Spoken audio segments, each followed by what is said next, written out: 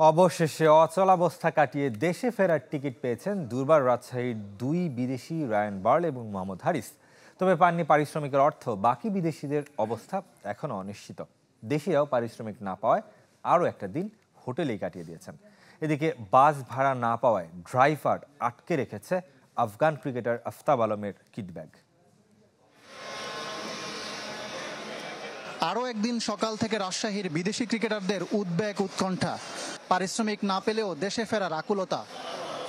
বিকালে team management থেকে জানানো হয় রাত ৩টায় ইথিওপিয়ান এয়ারলাইন্সে জিম্বাবুয়ের ফ্লাইটে উঠবেন রায়ান বাল, আর পাকিস্তানের মোহাম্মদ হারিস সোমবার দুপুর 1:40 থাই এয়ারওয়েজে।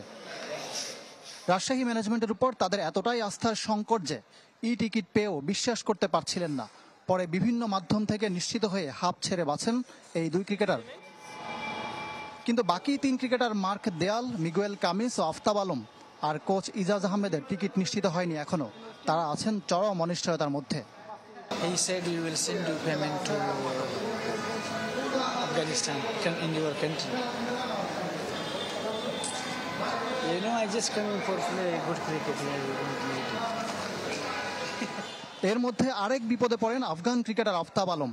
৭ লাখ টাকা বকেয়া পরিশোধ না করায় তার কিট ব্যাগ আটকে রাখেন বাস ড্রাইভার। দেশে যেতে পারলে ক্রিকেটারদের আপাতত স্বস্তি।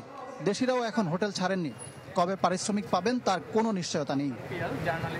ইকরাম হুসাইন, চ্যানেল 24, ঢাকা।